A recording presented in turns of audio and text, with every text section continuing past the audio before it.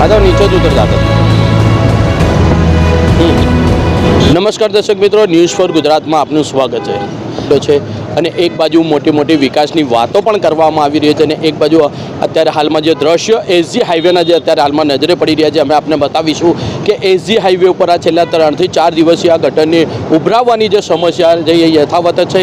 અને જો કે અત્યારે હાલમાં આ જે લાઈન દેખાઈ રહી છે, જે ડેનેજ લાઈનને અત્યારે હાલમાં બનાવવામાં આવી હતી, આ નવી લાઈન બનાવવામાં આવેલી છે અને છતાંય અહીંયા ગટરો ઉભરાવવાની સમસ્યા યથાવત છે. અને અહીંયા આ ગટરના પાણીને ઉભરાવાના કારણસર ખૂબ જ દુર્ગંધ પણ મારતી હોય છે. અને અહીંયા બાજુમાં આવેલું અદાણી સીએનજી પેટ્રોલ પંપ પણ આવેલું છે અને તેની બાજુમાં જ આપણે અમને દ્રશ્યો બતાવીશું કે અહીંયા ગ્રામ્ય એસપી ઓફિસ પણ આવેલી છે, ઓફિસ પણ અહીંયા આવેલી છે. અને એની એક્ઝેક્ટ બિલકુલ સામેના ભાગમાં આવી રીતના આ ગટરનું પાણી અહીંયા ઉભરાતું નજરે પડી રહ્યું છે. અને જોકે આના કારણસર અત્યારે હાલમાં વાહન ચાલકોને પણ ખાસી હાલાકીનો સામનો પડી રહ્યો છે કે નાના વાહન ચાલકો અને તે તમામ આ ગટરનું પાણી હોવાથી તેની બચવા માટે એક સાઈડથી આ વાહન ચલાવવામાં આવતા હોય છે. એનું ગંદા પાણીના કારણસર જો કે આ રોડને પણ માર પડી રહી છે. આપ દેખાઈ રહી છે કે આ ગટરના પાણીના કારણસર રોડમાં ખાડા પણ નજરે પડી રહ્યા છે કે આના હિસાબે અત્યારે હાલમાં રોડમાં ખાડા પણ પડે.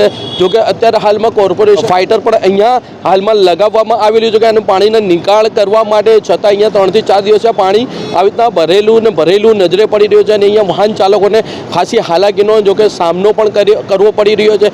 અને કોર્પોરેશન જેમ કે મોટી મોટી વિકાસની વાતો કરી રહી છે, પણ ક્યાંય ને ક્યાંય અમદાવાદનું જે એસજી હાઈવે ગણાતું, અમદાવાદનો સૌથી મોંઘામાં મોંઘો રોડ ગણાતો હોય તે એસજી હાઈવે રોડ છે. અને વીઆઈપી રોડ છે કે સરખેજથી લઈને ગાંધીનગર સુધીનો આ નોન સ્ટોપ રોડ છે. અને ત્યાંય આ જ પ્રોબ્લેમ છે. અને આટલી મોટી સમસ્યા 3 થી 4 દિવસથી અહીંયા આ પાણીનું નિકાલ નથી થતું અને આ પાણી ભરેલું જોવા મળી રહ્યું છે. તો કોર્પોરેશન ક્યાંય ને ક્યાંય વિકાસની વાતો કરતી હોય તો એ વિકાસની વાતો તેમની નિસફળ હોય તેવું લાગી રહ્યું છે.